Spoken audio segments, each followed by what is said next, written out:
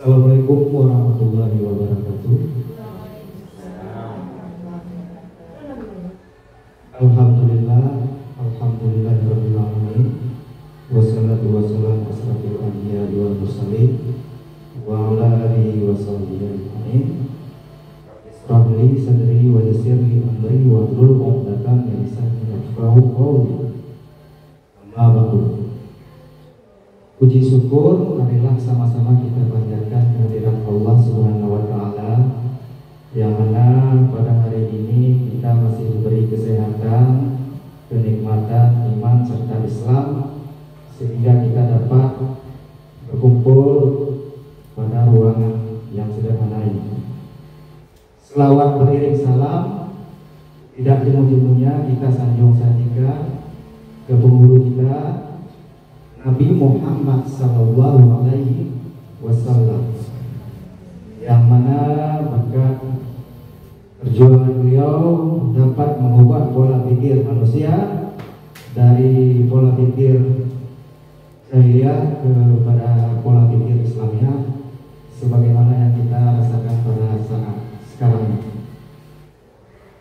Yang saya hormati Ibu Kepala SMP Negeri 5 Brebes Utara, yang saya hormati rekan-rekan guru SMP Negeri 5 Brebes Utara, beserta karyawan-karyawati.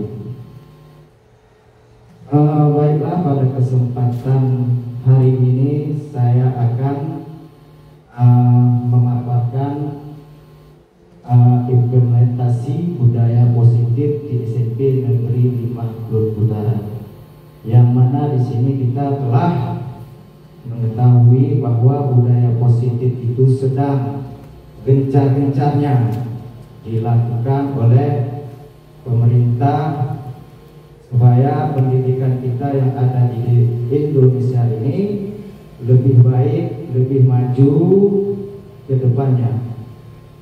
Jadi saya berharap kepada Bapak Ibu agar nantinya lebih fokus, lebih konsentrasi dalam mengikuti acara ini, karena acara ini dari kita untuk kita juga, untuk anak-anak kita, untuk siswa-siswi kita yang ada di SMP Negeri 5 Brebes Utara ini.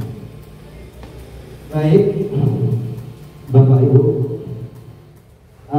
tujuan umum dari pembelajaran ini adalah memahami konsep pendidikan menurut Ki Hajar Dewantara dihubungkan dengan konsep budaya dan lingkungan positif sekolah yang berpihak pada murid. Itu tujuan pertama kita. Kemudian melakukan evaluasi dan refleksi tentang praktik disiplin dalam pendidikan Indonesia secara umum untuk mendapatkan pemahaman baru mengenai konsep disiplin positif untuk menciptakan murid dengan profil belajar Pancasila. Itu tujuan yang kedua. Kemudian selanjutnya memahami peran sebagai guru untuk membangun budaya positif dengan menerapkan konsep disiplin positif dalam berinteraksi dengan murid. Jadi ini adalah tujuan umum kita. Kemudian ada tujuan khususnya.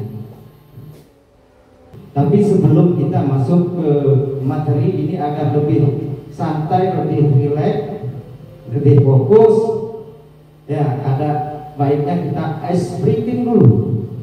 Setuju Bapak Ibu? Ice breaking dulu kita. Nah, nggak usah sambil berdiri, duduk aja.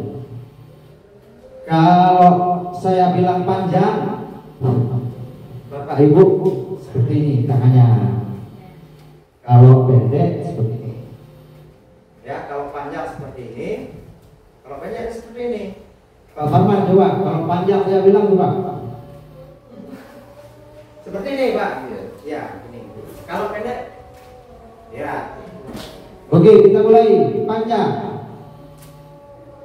panjang, pendek, pendek, panjang. Ibu salah. Panjang gini Bu. Dibalik. Ya, oke. Kita lebih fokus lagi, coba. Panjang, pendek, panjang, pendek, panjang, pendek.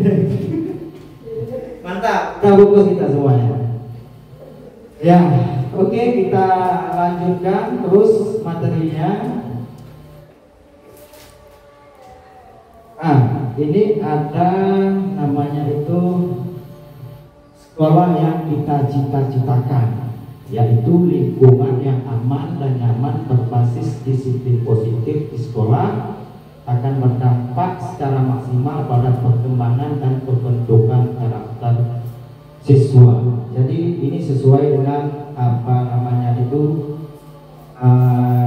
visi sekolah yang kita telah sepakati pada pertemuan yang lalu, pada diskusi yang lalu.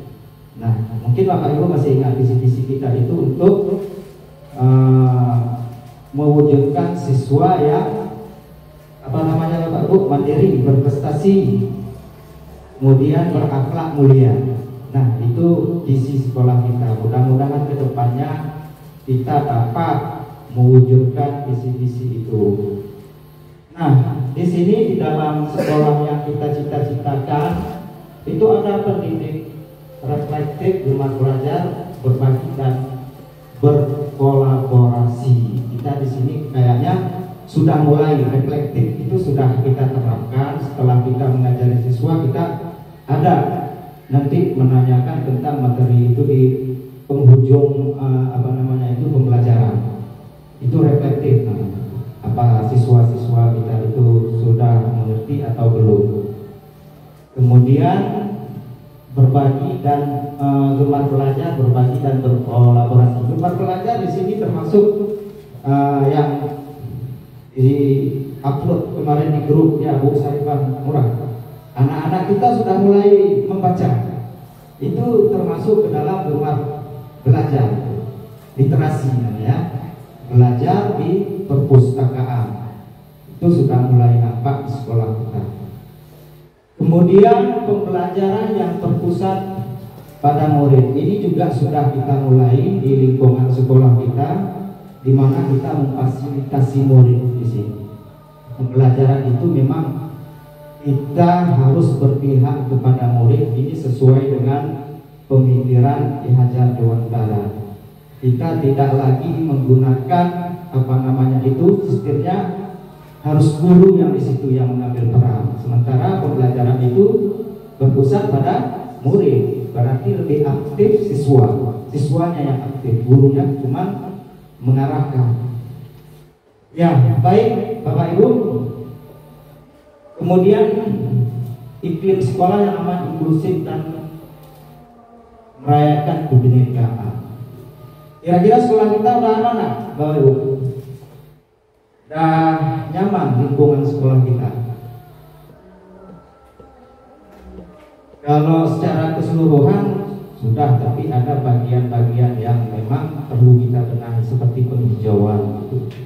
Penghijauan nantinya mungkin sesuai dengan apa namanya kita P5 kita itu keberlangsungan gaya hidup, Bu. Itu untuk penghijauan nanti depannya mudah-mudahan itu terrealisasikan. Bibit-bibitnya sudah ada di sekolah kita untuk penghijauan.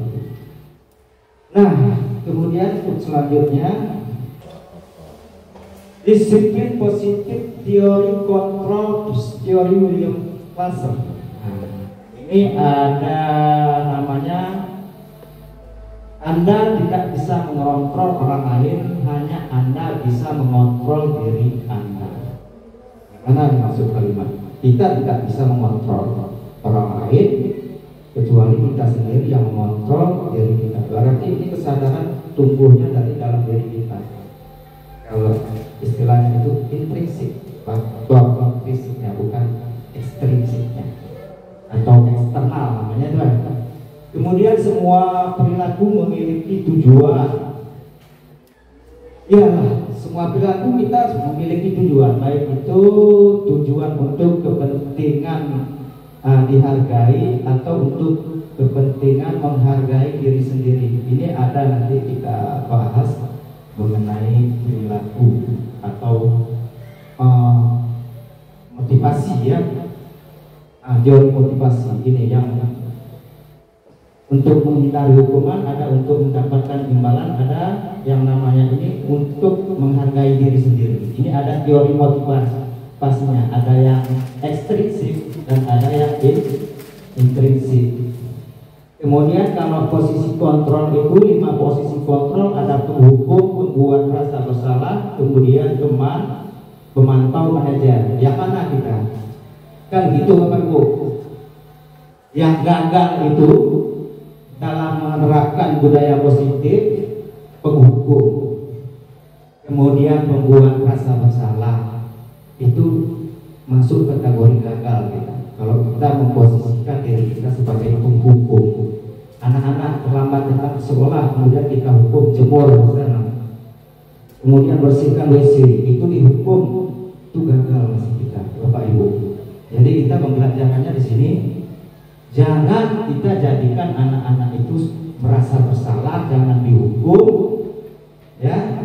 Kemudian kita jadikan anak-anak itu sebagai teman, pemantau, atau kita sebagai posisi manajer. Kalau manajer itu tidak ada istilah menghukum, ada nanti strategi yang harus kita pelajari. Kalau kita memposisikan diri kita sebagai manajer, tidak ada kata hukuman. Nah, nanti akan kita bahas selanjutnya. Kemudian yang terakhir ini 5 kebutuhan dasar manusia: bertahan hidup, penguasaan, kasih sayang, kesenangan, kebebasan. Itu semua manusia mempunyai naluri seperti itu. Nah, kita lanjut. Ini ada pun topik dalam eksplorasi konsep, yaitu yang pertama disiplin positif dan nilai-nilai kebajikan universal, teori motivasi, hukuman, penghargaan, restitusi. Kemudian yang ketiga keyakinan kelas, selanjutnya kebutuhan dasar manusia dan dunia berkualitas, selanjutnya restitusi, 5 posisi kontrol, kemudian yang terakhir segitiga restitusi. Ini ada pertanyaan pemantik, Bapak Ibu. Ini coba tolong cermati soalnya. Disiplin positif dan nilai-nilai kebijakan universal. Di sini saya bacakan, atau Bapak Ibu sendiri yang bacakan. Baca dalam bukti boleh juga. Saya adalah guru SMK dengan konsentrasi keahlian nautika kapal niaga atau pelayaran, di mana kami mendidik calon-calon masa depan, di mana mereka akan bekerja di lingkungan yang penuh dengan disiplin dan keras. Oleh sebab itu saya menerapkan disiplin yang tinggi dan menerapkan hukuman. Seperti jika mereka masuk kelas tapi saya sudah ada di dalam kelas, atau mereka berjalan di belakang saya, maka saya denda Rp5.000. Dan uangnya saya berikan lagi kepada teman-teman mereka satu kelas. Hal ini sangat ampuh, mereka sangat jarang datang terlambat. Yang menjadi pertanyaan Bapak Ibu, ini Bapak Ibu jawab satu persatu. Apa yang harus saya lakukan itu benar dan tidak bertentangan dengan filosofi KHD? Gimana itu Bapak Ibu? Yang kita lakukan itu benar atau tidak? Rasanya kurang tepat, ya. Ya, karena kita tidak berpihak kepada murid ini. Tidak berpihak. Artinya hukuman itu akan memberatkan siswa. Menurut saya itu hukuman yang sedemikian tidaklah cocok dengan filosofi Ki Hajar Dewantara. Kenapa? Karena Ki Hajar Dewantara itu jangan di sini. Pembelajaran yang diharapkannya adalah pembelajaran yang berpihak kepada murid, kepada siswa. Sedangkan hukuman demikian sudah jelas bukan berpihak kepada siswa. Hendaknya hukuman yang demikian itu diganti dengan hal yang lain, seperti memberikan sesuatu yang mungkin agak dikenang dia, Pak. Demikian. Ya, terima kasih untuk Bu Nuria yang telah memberi penjawabannya. Ini Bu Nuria tidak setuju atau bertentangan dengan, ini jelas bertentangan kalau kita perhatikan dengan filosofi Ki Hajar Dewantara, ini bertentangan. Kita denda mereka, kita ambil uangnya kemudian kita kasih uangnya sama teman-temannya, itu sangat bertentangan Bapak Ibu. Ya, terima kasih untuk Bu Nuria yang telah memberikan jawabannya sehingga kita dapat mendapatkan pencerahan. Disiplin positif dan nilai-nilai kebajikan universal. Nah, Bapak Ibu, sekarang kita masuk ke disiplin positif dan kebajikan universal. Di sini timbul suatu pertanyaan, apakah makna disiplin? Nah, ini dapat kita lihat. Disiplin ini berasal dari kata Latin disciplina, yang artinya belajar. Makna asal dari kata ini berkonotasi dengan disiplin diri dari murid Sokrates dan Plato. Jadi disiplin ini sudah ada sejak zamannya Sokrates dan Plato. Plato itu murid dari Sokrates. Sokrates itu guru dari Plato. Kemudian disiplin diri membuat orang menggali potensi menuju sebuah tujuan apa yang dia hargai. Kemudian namun dalam budaya kita makna kata disiplin telah berubah menjadi suatu yang dilakukan seseorang pada orang lain untuk mendapatkan kepatuhan. Kecenderungan umum adalah menghubungkan kata disiplin dengan ketidaknyamanan, bukan dengan apa yang kita hargai atau pencapaian suatu tujuan mulia. Nah, di sini jelas sekali Bapak Ibu, disiplin itu sangat konsentrasinya kepada pembentukan karakter anak-anak supaya dapat istilahnya itu ada di dalam kolaborasi gotong royong kolaborasi itu sama ya Bapak Ibu, kreatif mandiri untuk membentuk karakter seperti itu Bapak Ibu. Mandiri, kreatif, kolaborasi. Kalau pilih profil Pancasila apa? Masih ada yang enggak? Yang pertama sekali berketuhanan ya, berketuhanan, kemudian mandiri, kreatif, kolaborasi, satu lagi berkebinekaan global. Nah, itu masuk ke dalam film. Kita lanjut. Nilai-nilai kebajikan universal. Nilai-nilai kebajikan adalah sifat positif manusia, merupakan tujuan mulia yang ingin dicapai setiap individu. Nilai-nilai tersebut bersifat universal dan lintas bahasa, suku, bangsa, agama maupun latar belakang. Ya, ini sama juga dengan kebinekaan tadi ya, tidak membedakan suku, agama, bahasa, baik itu budaya. Jadi kita harus saling menghargai, tidak membeda-bedakan. Demikian juga dengan sekolah kita. Mungkin ada anak-anaknya yang kurang mampu gitu kan, kemudian belajarnya juga lambat. Kita jangan bedakan itu Bapak-bapak, Ibu-ibu. Kita harus menyamaratakan dalam pembelajaran yang sifatnya kita itu mendidik sesuai dengan filosofi Ki Hajar Dewantara. Itu mendidik itu menuntun anak-anak kita. Tidak ada istilah mendidik itu membeda-bedakan. Ya, selanjutnya nilai kebajikan universal. Nah, ini yang saya sebutkan, yang kita sebutkan sama-sama tadi, ya. Ya, bernalar kritis rupanya lupa tadi. Ada bernalar kritisnya rupanya. Nilai kebajikan yang ingin dicapai oleh setiap anak Indonesia itu sesuai dengan profil pelajar Pancasila: beriman, bertakwa kepada Tuhan Yang Maha Esa dan berakhlak mulia, mandiri, bernalar kritis, berkebinekaan global, bergotong royong, kreatif. Ini yang kita lupa dari Bapak Ibu yang kita sebutkan tadi. Uangnya tak kasih.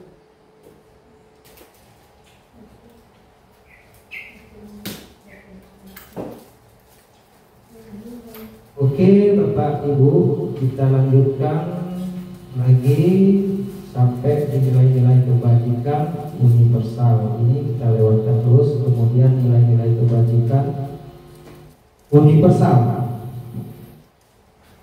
Ya, sekarang kita masuk teori motivasi hukuman dan penghargaan restitusi. Di sini Bapak Ibu kita nanti akan mengetahui bagaimana cara namanya itu teori motivasi hukuman, kemudian ada penghargaan, kemudian restitusi. Oke, ini ada suatu pertanyaan, setuju atau tidak setuju? Hukuman di sekolah dapat mendisiplinkan anak, setuju apa tidak setuju? Setuju. Kemudian pemberian hukuman dengan hal positif seperti membaca atau membersihkan halaman sekolah dapat meningkatkan disiplin anak, setuju. Kemudian nomor 3, memberi penghargaan dapat meningkatkan motivasi belajar anak, sangat setuju. Tidak ada pilihan sangat setuju, yang ada setuju tidak setuju. Nah, kemudian yang selanjutnya, membuat anak merasa bersalah memberi dampak lebih ringan dibanding menghukum, setuju? Nah, coba membuat merasa bersalah, membuat anak merasa bersalah memberi dampak lebih ringan dibanding menghukum. Salah. Membuat anak merasa bersalah itu yang lebih membuat dia berdisiplin sebenarnya daripada kita menghukumnya, tapi buatlah dia merasa bersalah atas perilaku. Ya, maka dari itu Bapak Ibu, nanti kita setelah ini nanti ada materi tentang motivasi, bagaimana cara penghargaan, kemudian restitusi namanya. Restitusi itu nanti kita akan tahu apakah kita itu di pihak penghukum, kan ada saya jelaskan tadi Bu. Kita ini sebagai penghukum atau sebagai pengamat atau sebagai manajer, kan ada tadi yang pertama sekali kita masuk tadi, ada saya bahas tadi. Nah, nanti mungkin lebih mengerti nanti. Kita lanjutkan. Nah, ini Bapak Ibu, teori motivasi tadi yang pertama. Teori motivasi perilaku manusia. Ini ada motivasi eksternal, motivasi eksternal, motivasi internal. Ini ada 2 motivasi eksternalnya. Motivasi eksternal itu 2. Yang pertama untuk menghindari ketidaknyamanan. Itu mungkin dari kita juga merasakan ketidaknyamanan. Untuk menghindari ketidaknyamanan hukuman. Apa yang terjadi apabila saya tidak melakukannya? Kan begitu anak-anak bertanya, apa yang terjadi apabila saya tidak melakukannya? Ini motivasinya eksternal Bapak Ibu. Kemudian motivasi yang kedua yang eksternal juga untuk mendapatkan imbalan dari orang lain. Institusi, ya, apa yang akan saya dapatkan apabila saya melakukannya? Sama juga pertanyaan. Ini sama-sama yang kalau di eksternal ini termasuk gagal melakukan motivasi eksternal. Nah, kemudian motivasi internal ini yang diharapkan untuk menghargai diri sendiri. Ya, ini juga tujuan disiplin positif. Bapak Ibu, saya akan menjadi orang seperti apa? Apa itu pertanyaan? Saya akan menjadi orang yang seperti apa bila saya melakukannya. Jadi itu yang diperkuat di sini adalah kemotivasi internalnya. Oke, next.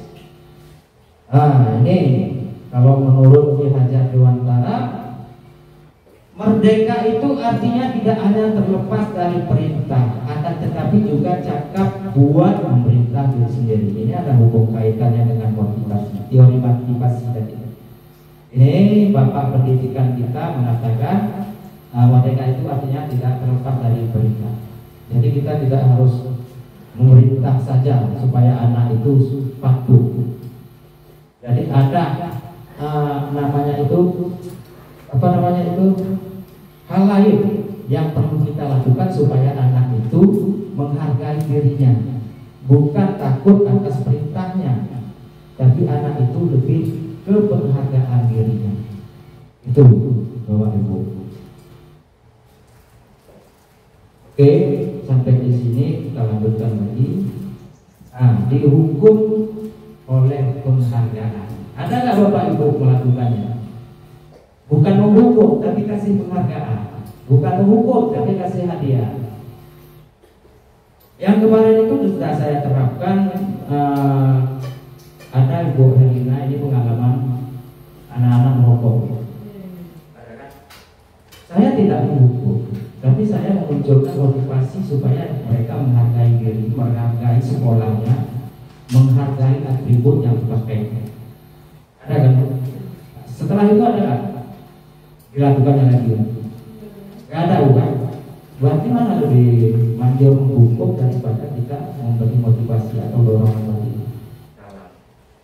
Nah, hal-hal yang itu yang perlu kita munculkan di sekolah kita, Bapak Ibu. Kalau kita hukum rokok misalnya, atau bolos sekolah, besok kita jemur atau kita suruh sampah, beli sampah, kita suruh bersih WC, cuma segini hukumannya. Kan gitu, anak-anak. Oh cuma segini, besok saya lakukan lagi. Itu nggak sadar kalau seperti itu. Kita, apalagi kita omelin, kita maki-maki, itu lebih bahaya lagi Bapak Ibu. Cuma sekedar maki-maki, kan gitu. Anak-anak berpikir seperti itu, cuma dimaki ya, nggak sakit pun. Cuma bagaimana supaya kita memunculkan kesadaran di dalam diri mereka, tanpa harus menghukum, tanpa harus mencaci maki, kan begitu Bapak Ibu. Yang kita inginkan budaya positif itu seperti itu. Tidak ada hukuman, tidak ada caci maki. Anak itu kedepannya bisa memperbaiki karakter mereka, memperbaiki perilaku mereka. Begitu kira-kira Bapak Ibu. Nah, di sini bahwa penghargaan berlaku sama dengan hukuman dalam arti meminta atau membujuk seorang melakukan sesuatu untuk memenuhi suatu tujuan tertentu dari orang yang meminta atau membujuk. Dorongannya eksternal dan akan ada faktor ketergantungan beberapa dampak dari pemberian penghargaan.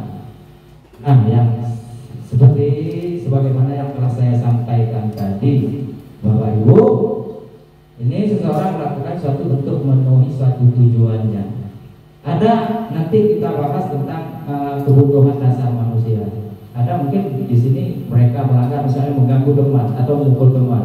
Mereka ingin memenuhi tujuannya supaya mereka dianggap paling hebat, berkuasa di kelasnya. Itu kebutuhan, masuk kebutuhan manusia ya. Berkuasa, hebat, dianggap teman hebat.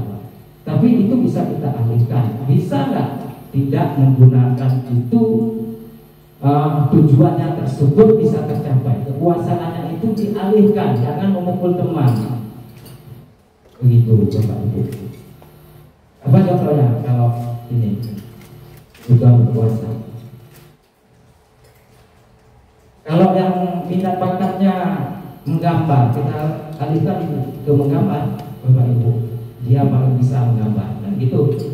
Kalau minat bakatnya tentang olahraga, bola voli atau bola kaki, tenis meja, sini kita tidak ada tenis meja ya, itu bisa kita alihkan kebutuhan untuk berkuasa di situ mereka. Nah, kemungkinan faktor anak-anak itu melakukan mengganggu temannya, memukul, kebutuhan kekuasaannya itu tidak terpenuhi ke hal-hal yang positif. Makanya mereka melakukan ke hal-hal yang negatif. Begitu. Jadi kita harus mengalihkan kebutuhan kekuasaannya itu di bidang hal-hal yang memang positif. Nah, ini ada lagi tindakan guru, kemudian yang tabel keduanya itu hukuman atau konsekuensi. Ini Bapak Ibu jawab ya sesuai dengan apa yang Bapak Ibu pikirkan. Mencatat 100 kali di dalam buku kalimat, saya tidak akan terlambat lagi karena terlambat ke sekolah. Ini disebabkan karena terlambat sekolah. Anak-anak disuruh mencatat 100 kali di dalam buku kalimatnya, saya tidak akan terlambat lagi. Itu dicatat 100 kali. Ini termasuk hukuman atau konsekuensi. Bapak Ibu, hukuman. Nah, baik, kita simpan, kita save. Yang nomor 1 hukuman. Ibu Sarifah, konsekuensi. Baik Ibu Sarifah, nanti kita lihat jawabannya benar apa salah ya. Kalau salah jangan berkecil hati. Pak Batman. Yo Pak Batman dan mencatat 100 kali dalam kalimat, saya tidak akan masalah. Ini termasuk hukuman atau konsekuensi ini? Hukuman, ya. Kemudian lari mengelilingi lapangan basket 2 kali karena terlambat hadir di sekolah. Hukuman. Baik, kita sampai. Murid diminta untuk push up 15 kali karena tidak menggunakan masker. Hukuman. Menggantikan kertas tugas teman yang telah dicoret-coret. Hukuman apa? Konsekuensi. Membersihkan tumpahan air di meja tulis karena tersenggol pada saat belajar. Konsekuensi. Meminta murid tidak mengenakan sepatu seharian di sekolah karena tidak mengenakan sepatu hitam. Hukuman. Lari mengelilingi lapangan basket 2 kali karena terlambat 10 menit untuk pelajaran PJOK. Ini pelajaran Pak Yusir nih. Hukuman apa? Konsekuensi Pak? Hukuman. Bagus, terima kasih. Kita lihat jawabannya. Konsekuensi. Ya, lari mengelilingi lapangan yang dari atas ya, mencatat 100 kali dalam kalimat hukuman. Karena nama sekolah itu dihukum, catat, itu hukum. Kemudian lari mengelilingi lapangan basket 2 kali, terlambat dari sekolah, hukuman. Murid diminta untuk push up 15 kali karena tidak menggunakan masker ke sekolah, hukuman. Kemudian menggantikan kertas, ini termasuk konsekuensi. Ya beda ya konsekuensi dengan hukuman. Kalau hukuman itu bisa bersifat fisik ya. Kalau konsekuensi itu bisa kira-kira materi ya. Ya Bapak Ibu, seperti itu. Kemudian membersihkan tumpahan air di meja tulis karena tersenggol pada saat belajar. Ini beda lagi. Ini masuk konsekuensi juga ya. Membersihkan tumpahan air di meja tulis karena tersenggol pada saat belajar. Kira-kira hukuman apa konsekuensi? Konsekuensi. Ini konsekuensinya hukuman juga ada. Konsekuensi lebih tepatnya. Kemudian meminta murid tidak mengenakan sepatu seharian di sekolah karena tidak mengenakan sepatu hitam. Ini hukuman. Lari mengelilingi lapangan basket 2 kali karena terlambat 10 menit untuk pelajaran PJOK. Konsekuensi. Konsekuensi karena terlambat 10 menit. Konsekuensinya bisa kita buat kalimat itu sama nama. Konsekuensinya. Hukumannya bagi hukuman. Tapi kalau di dalam pelajaran PJOK, kalau ini termasuk konsekuensi bukan hukuman, karena memang lari itu di bidang olahraga, lari-lari kecil itu. Ya, kita lanjutkan Bapak Ibu. Restitusi. Nah, restitusi ini adalah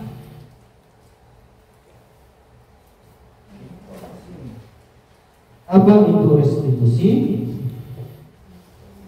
Restitusi itu adalah proses menciptakan kondisi bagi murid untuk memperbaiki kesalahan mereka, sehingga mereka dapat kembali ke kelompok mereka dengan karakter yang lebih kuat. Jadi yang seperti saya sampaikan pertama sekali tadi Bapak Ibu, kita tidak berbicara atau bercerita tentang hukuman untuk supaya menguatkan atau memperbaiki kesalahan mereka itu tidak harus mesti menghukum kalau restitusi, tapi kita lebih menekankan ke karakter mereka supaya lebih kuat, tidak mengulanginya lagi. Kalau kehukuman yang seperti saya jelaskan tadi kan bisa jadi mereka mengulangi lagi, karena hukumannya mereka sudah ukur. Hukumannya rupanya segini, cuma membersihkan WC, cuma dijemur 10 menit. Nah, itu kita lanjutkan. Kemudian apa itu restitusi? Sama juga pertanyaan yang pertama. Restitusi juga merupakan proses kolaboratif yang mengajarkan murid untuk mencari solusi atau masalah mereka dan membantu murid untuk berpikir. Nah, di sini kalau kita cermati, restitusi itu memang kita menyelesaikan masalah itu muridnya yang bertanya. Kebanyakan kita bertanya kepada murid, apa hal yang menyebabkan kamu melakukan atau mengganggu teman, kan begitu Bapak. Mereka berpikir, kita tanya, kita proses, kita interogasi, tapi dengan cara tidak membentak, dengan cara penuh dengan kasih sayang, begitu Bapak Ibu. Anggap saja mereka itu anak-anak kita sendiri, di rumah melakukan kesalahan, di sekolah begitu juga. Anggap seperti anak kita di rumah melakukan kesalahan, kita didik dia bukan dengan cara yang kasar. Ingin menjadi orang seperti apa mereka, tujuan kuliah, dan bagaimana mereka memperlakukan orang lain. Nah, ini Bapak Ibu yang perlu kita paham. Kita lanjut. Kemudian ini ciri-ciri restitusi. Belajar dari kesalahan, bukan menebus kesalahan. Ini ciri-ciri restitusi. Kita belajar dari kesalahan. Mereka bisa belajar dari kesalahan yang apa mereka lakukan itu. Kemudian mereka bisa memperkuat karakter mereka dengan belajar dari kesalahan. Kemudian memperbaiki hubungan, menawarkan bukan memaksa. Ibu pernah menawarkan anak-anak, Bapak Ibu, menawarkan sesuatu kepada anak-anak supaya mereka tidak mengulangi perbuatan yang negatif, misalnya perbuatan memukul meja pada saat proses jam pelajaran, atau terlambat. Bisa Ibu tawarkan, ada nggak penawaran untuk anak-anak? Kamu siapa misalnya si Jamuki, kalau kamu tidak terlambat besok Bapak akan kasih atau Ibu akan kasih kamu suatu hadiah. Ada nggak Bapak Ibu menawarkan seperti itu? Kalau pandai ditawarkan, ini kita dituntut yang bersalah pun kita kasih hadiah supaya mereka jangan mengulangi lagi kesalahan. Ada kenangan baik. Ya. Karena ya hadiah itu lebih efektif daripada hukuman. Penghargaan. Ya, penghargaan. Makanya kita ini kegagalan kita di sini. Saya perhatikan dari saya masuk sini, sebelum masuk pun saya di sini di Bangkongan itu kebanyakan kita menyalahkan, ya kan, membuat mereka bersalah, kemudian menghukum mereka. Makanya saya perhatikan itu sangat-sangat sulit sekali dibentuk. Nah, untuk merubah itu Bapak Ibu, untuk merubah kebiasaan-kebiasaan mereka, coba kita ubah kebiasaan-kebiasaan kita, gitu. Kan begitu logikanya Bapak Ibu. Kebiasaan kita menghukum, kebiasaan mereka melanggar hukum. Itu. Ya, imbasnya sama kita seperti itu. Bapak Ibu, coba alihkan kebiasaan-kebiasaan seperti itu. Jangan kebiasaan menghukum. Ini tujuan kita untuk memunculkan atau menumbuh kembangkan budaya positif yang ada sekolah kita. Tujuannya agar anak-anak kedepannya itu lebih berperilaku sesuai dengan tuntutan profil pelajar Pancasila. Dasar dan mendasari tindakan, berfokus pada karakter bukan tindakan, berfokus pada solusi, mengembalikan murid berbuat salah pada kelompoknya. Iya, kita berfokus pada solusi Bapak Ibu. Bagaimana murid yang kebiasaannya ribut di kelas, murid yang kebiasaannya suka mengganggu teman, kita agar supaya jangan seperti itu. Solusinya seperti apa? Tentu saja kita dekati murid-murid tersebut, murid-murid yang bermasalah itu. Dengan cara apa? Dengan cara membangkitkan motivasi mereka di dalam diri mereka. Teori motivasi tadi, Bapak Ibu, jangan lupa tuh. Kekuatan itu bukan berasal dari luar yang bagusnya, bukan dari luar mereka, diri mereka, tapi di dalam diri mereka kita tumbuhkan kesadaran-kesadaran untuk berperilaku yang lebih baik. Next, keyakinan kelas. Nah, kita sudah menerapkan ini Bapak Ibu, keyakinan kelas kita. Keyakinan kelas, nah, ini kita telah menumbuh kembangkannya di sekolah kita. Itu mengapa tidak peraturan kelas saja, mengapa harus keyakinan kelas? Kan seperti Bapak Ibu, untuk menjawab pertanyaannya itu, peraturan itu apa? Keyakinan kelas itu apa? Ada yang bisa menjelaskan? Bapak Ibu, peraturan dengan keyakinan. Kalau peraturan itu bersifat permanen ya, Bapak Ibu, bisa baku ya, tidak berubah-ubah. Tapi kalau keyakinan itu bisa kita buat kesepakatan di kelas dengan anak-anak. Mereka sendiri yang buat keyakinan kelas itu. Kita tuntut mereka, apa keyakinan kelas? Kesepakatan kelas kita apa? Nah, ini contoh pertanyaannya, mengapa kita memiliki peraturan harus menggunakan helm bila mengendarai kendaraan roda 2? Ini kalau peraturan, takutnya cedera kan gitu, peraturan lalu lintas gitu. Kalau di sekolah, mengapa kita memiliki peraturan membuang sampah di tempatnya? Mengapa kita memiliki peraturan harus datang tepat waktu pada saat mengikuti pelatihan? Nah, untuk mendukung motivasi intrinsik, kembalikan ke nilai-nilai keyakinan, karena akan lebih menghargai seseorang dibandingkan mengikuti serangkaian peraturan-peraturan. Jadi yang lebih kuatnya kalau kita masuk pada pelajaran itu Bapak Ibu, kita harus gunakan dengan sistem keyakinan, jangan peraturan. Kalau peraturan itu dilarang gitu kan, jangan, kan begitu kalimatnya, dilarang begini begitu. Tapi kalau keyakinan, saling menghargai sesama teman, yang pertamanya kan meminta izin pada saat pada saat mau pergi ke WC seperti itu. Kan kalimatnya seperti itu. Tidak ada kata dilarang misalnya. Dilarang, jangan. Itu di dalam keyakinan kelas. Ya, Bapak Ibu. Jadi berbeda dia dengan peraturan. Kalau peraturan itu dilarang, jangan. Beda dia, keyakinan kelas. Oke, untuk selanjutnya, ini ada peraturan. Kalau tabel di atas itu kita perhatikan, keyakinan kelas nilai kebajikan yang dituju.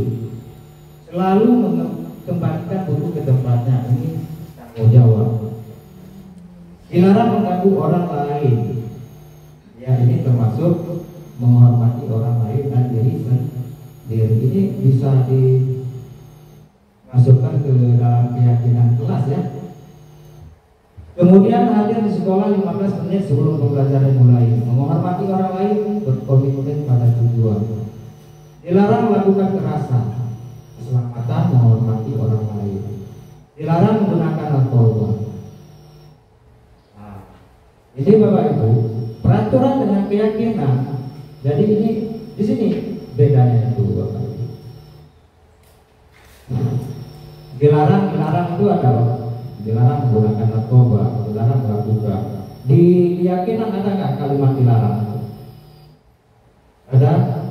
Nggak ada kan? Sudah Pak, kan Bapak Ibu? Ada yang bertanya? Sebelum kita lanjutkan, nah ini kesepakatan kelas. Ini menyangkut tentang keyakinan kelas tadi. Ya, kami guru dan murid saling menyayangi, kami murid yang semangat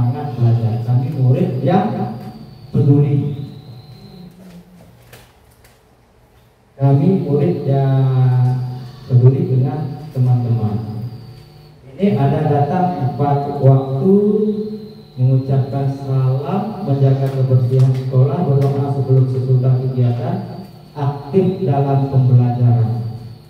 Ini termasuk ke dalam kesepakatan kelas Bapak Ibu. Tidak ada kata dilarang. Ya, kalau dilarang itu masuk ke dalam peraturan.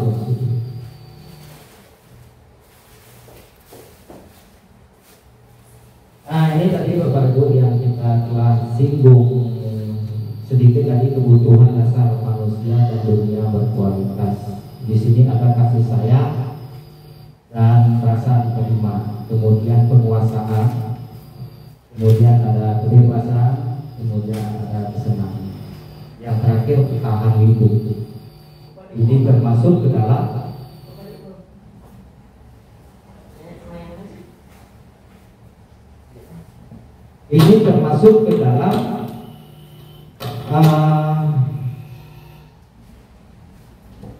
kebutuhan dasar kita, Bapak Ibu.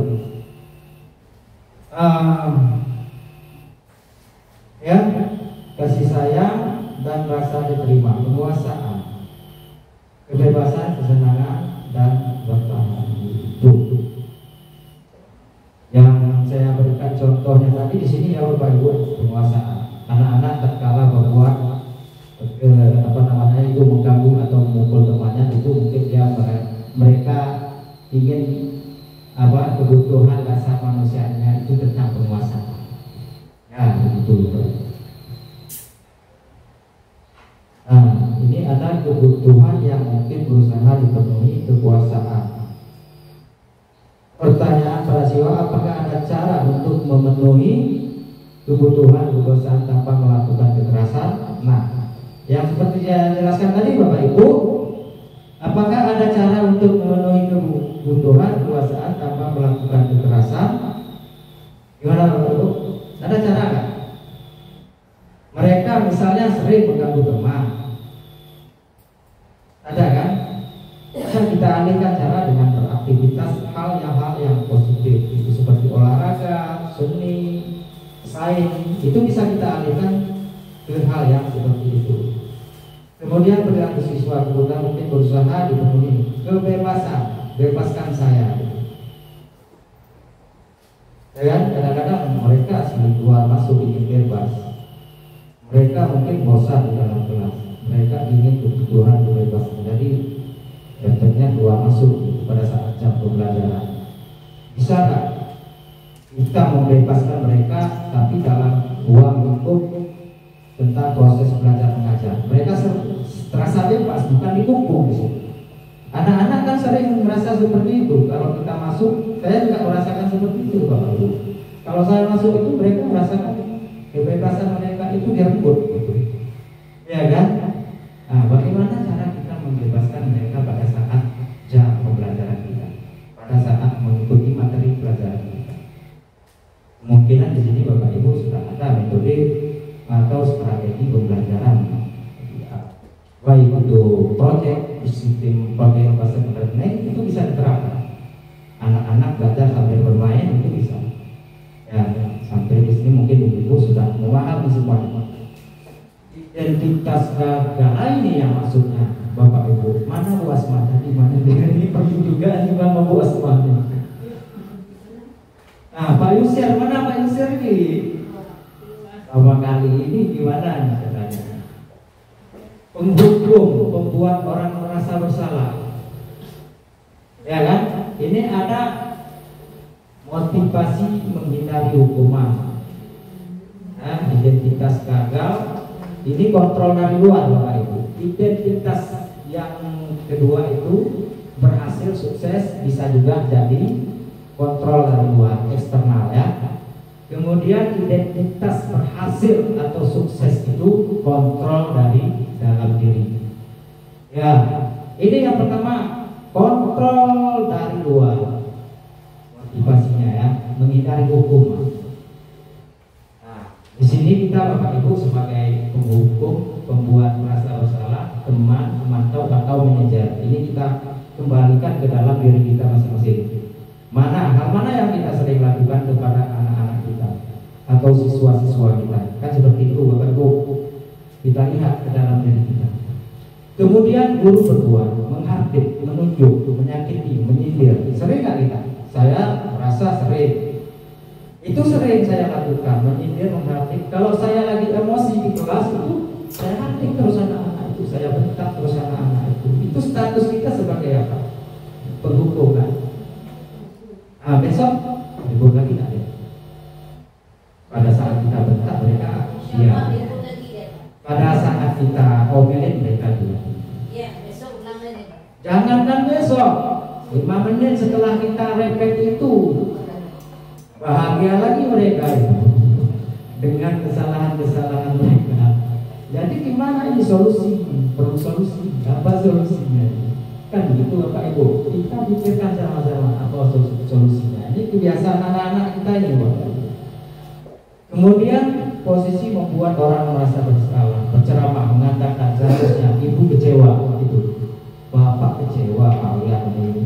Nah itu kan membuat orang merasa bersalah juga. Itu nggak akan mempan juga Bapak Ibu. Kemudian teman, nah ini teman ada sedikit mereka merasa apa dihargai ya, membuatkan alasan untuk muridnya, menghitung ya, membuatkan alasan-alasan untuk muridnya. Gimana nih contohnya Bapak Ibu kalau kita sebagai guru? Ya, kita tanyakan apa alasan kamu ya, melakukan atau mengukur atau mengganggu teman itu, apa alasan? Kita tanya alasannya. Mungkin mereka ingin bebas tadi kan? Bosan Bu, saya ingin bebas, saya ingin mengukur, berpuasa itu kalau mengukur itu. Kemudian menghitung dan mengukur, ini sebagai pemantau. Manajer mengajukan pertanyaan-pertanyaan. Nah, ini manajer sering melakukan pertanyaan-pertanyaan, bukan mengukur. Ini Bapak Ibu bisa baca sendiri. Guru berkata hasil kaitan dunia berkualitas, murid berkata dampak ada pada murid. Stop. Murid meletakkan guru apa sampai mana?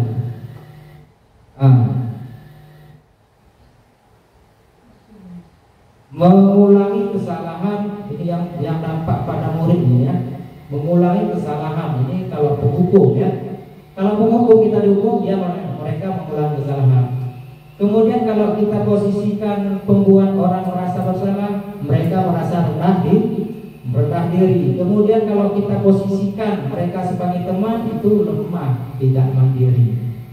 Ya Bapak Ibu, lemah. Kita juga tidak dihargai kalau sebagai teman itu. Bisa jadi mereka bercandanya kelewatan dengan kita. Saya sudah merasakan itu. Saya duduk untuk menghindari keributan tadi Bapak Ibu, saya duduk di bangku mereka, di samping mereka. Saya ajak mereka ngobrol, bukan tentang pelajaran, tapi tentang hal-hal yang di luar. Mereka memang asik gitu kan, ngobrol tentang hal-hal yang di luar, tapi kita itu tidak lagi dianggap yang guru, tapi dianggap yang teman. Ini juga lemah. Yang terlihat lemah kita ya. Mereka kurang menghargai juga dan tidak mampu. Kemudian sebagai pemantau menitik beratkan pada konsekuensi atau hadiah untuk dirinya. Ya, itu kalau pemantau. Kemudian kalau sebagai manajer, posisi kita itu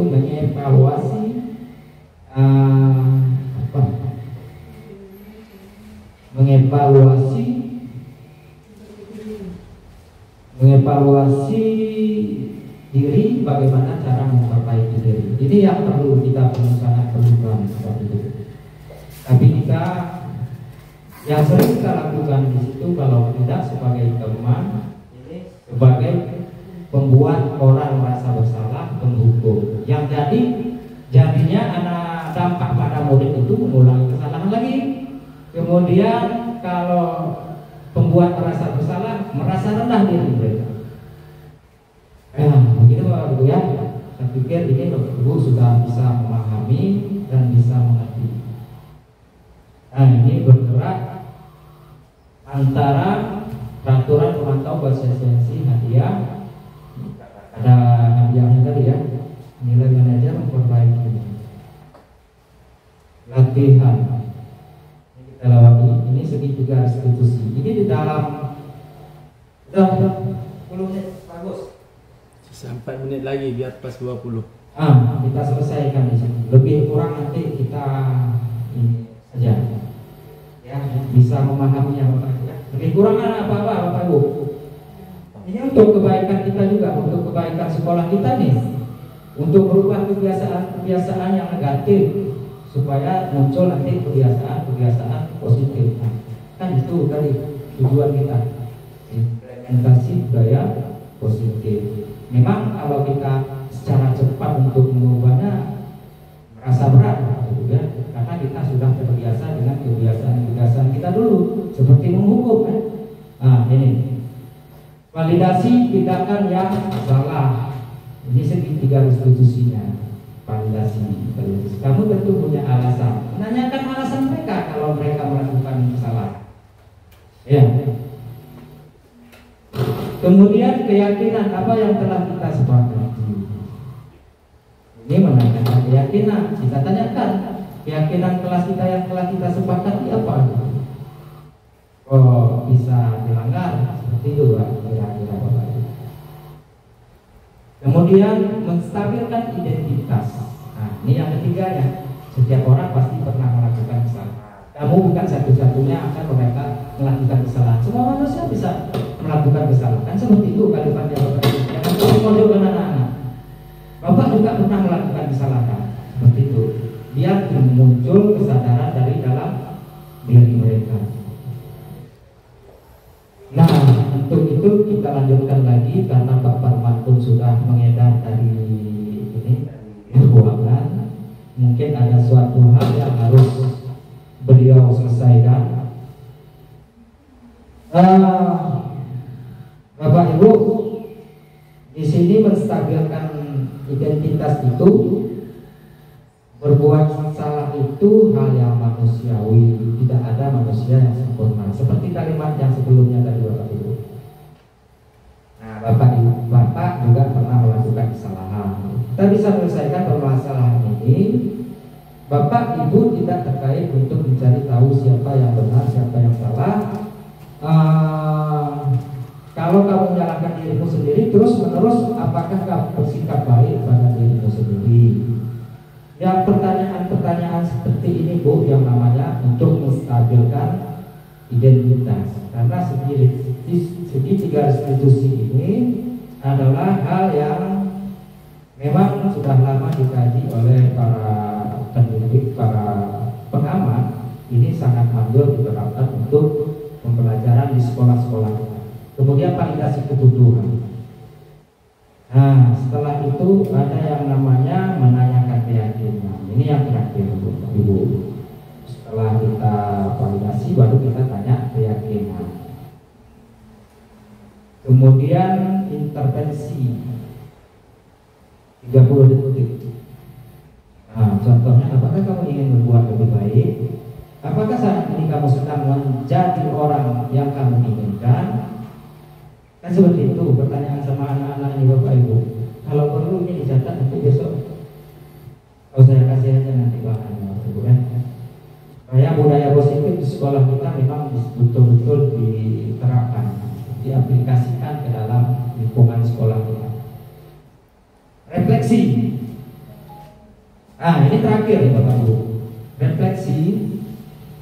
Ini Bapak Ibu tanya, ya, setelah melalui proses dari pertama awal sampai terakhir, ini muncul suatu pertanyaan.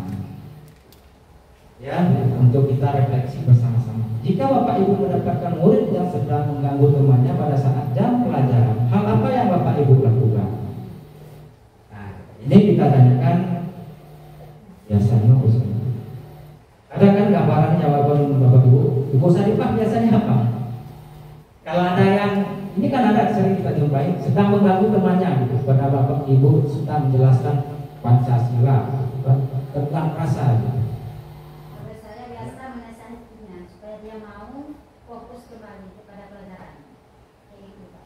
Ya, terima kasih Bu Novia. Bu Novia ingin terus mengasah IQ-nya gitu Bu ya, mengasah IQ-nya supaya mereka mau lebih fokus lagi.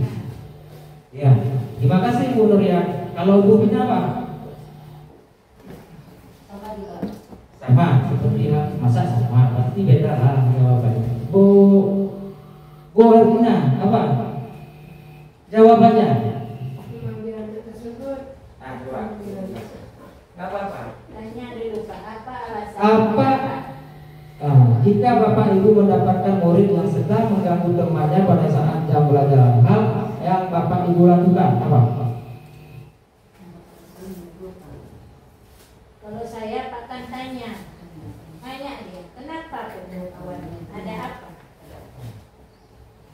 Apa alasannya? Yes. Ya, terima kasih Ibu Nurya. Kita tanya apa alasan mereka melakukan hal tersebut atau mengganggu temannya. Ya, kita tanya kan. Mereka kan ada alasannya tersendiri. Ya mungkin. Ya. Entah apa alasannya kan? Kemudian yang nomor 2 Bu, refleksi kita. Jika Bapak Ibu mendapatkan murid yang sedang melompat di pagar sebelum waktunya pulang, apa yang akan Bapak Ibu lakukan?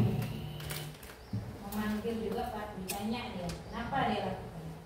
Untuk apa? Alasannya apa gitu Bu? Mungkin dia untuk memenuhi kebutuhan kebebasan tadi itu ya. Bebas ataupun mau memperlihatkan dia Ya. itu. Kalau ini dia hebat. Berarti kita ada solusinya Bu ya. Setelah dia melompat di pagar, mereka mungkin di lingkungan sekolah hal yang mereka inginkan itu tidak ada di sini. Tidak ada di sini. Kita tanyakan, kamu menginginkan apa? Oh mungkin mereka menginginkan lapangan tenis meja Bu ya. Ya kita kasih lapangan tenis meja itu supaya mereka main tenis meja atau bola basket kan. Kita buat lapangan bola basket di sini. Ya Bapak Ibu kan. Bercanda Bu. Ya. Oke lah Bu, Bapak Ibu, ini karena kita sudah di penghujung waktu, baiklah untuk materi tentang implementasi budaya positif kita cukupkan saja sampai di sini. Lebih dan kurang saya mohon maaf. Wabillahi taufiq wal hidayah. Wassalamualaikum warahmatullahi wabarakatuh. Waalaikumsalam warahmatullahi wabarakatuh.